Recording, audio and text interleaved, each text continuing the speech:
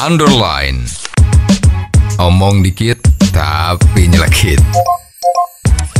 Bersama Om Bob. Temukan di channel YouTube Om Bob Indonesia. Om Bob, Lembaga Pengawasan dan Pengawalan Penegakan Hukum Indonesia melaporkan adanya anggota DPR dari, kalau tidak salah, fraksi Partai Amanat Nasional yang mengaku menolak menjalani karantina setelah melakukan perjalanan dinas. Bagaimana Om Bob menggarisbawahi masalah ini? Ya, masalah ini kan kalau kemarin kita lihat di koran-koran itu kan semua pada teriak-teriak. Ya. Gimana ini?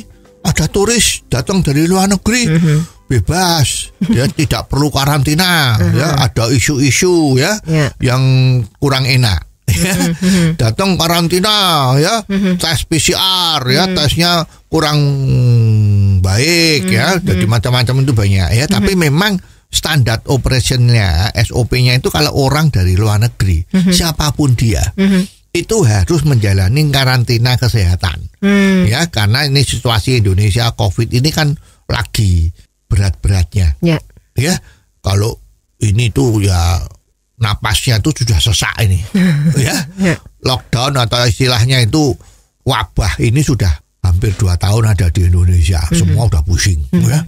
Pemerintah juga makin hari makin ketat caranya bagaimana supaya ini bisa diatasi.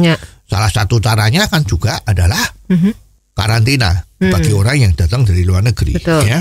Nah, sekarang ini ada tokoh kita, ya anggota DPR yang terhormat, namanya ini sudah beredar ya, itu Gus Pardi Gaus, dari Partai Amanat Nasional. Dia baru saja pulang dari Kirgistan, katanya untuk kunjungan kerja ya. Ini dia tidak mau karantina, ya karena dia mengatakan maaf, saya akan menghadiri rapat paripurna atau rapat komisi ya di DPR, karena tugas rapat itu begitu besarnya bagi dia. Tapi ya memang DPR itu kan kerjanya rapat ya, ya memang penting lah ya. Nah, maka dia tidak mau karantina. Ya tidak mau, ya. Jadi dia tidak bisa. Mana ya?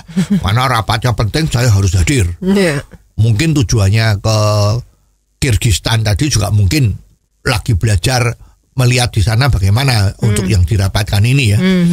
Nah, makanya semua tugasnya menjadi kalah ya. Rasanya nggak mau ya dan bisa lolos. Nah, ini contoh yang sebetulnya kurang baik ya. Namanya pemimpin, wakil-wakil rakyat itu kan pemimpin kita. Itu harus memberi contoh sama rakyat. Ya, sekarang kalau dia turun dari luar negeri, tadi itu Kirgistan tadi itu kan, dia OTG kan. Nah, karantina itu supaya tidak menular.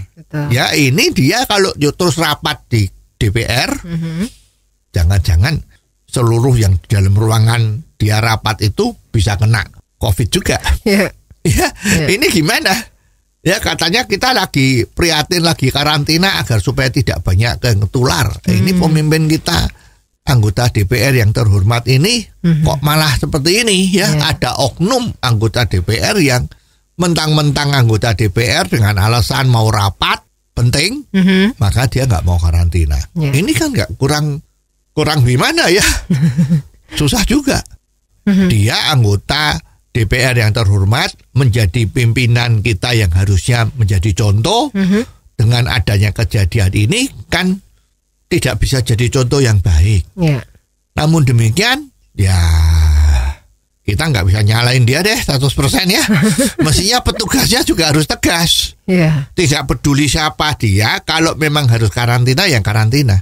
Seperti kemarin yang terjadi kan, itu ada anggota ABRI, waktu masuk di Jakarta, karena ada pembatasan yang ketat seperti ini, petugasnya cukup keras.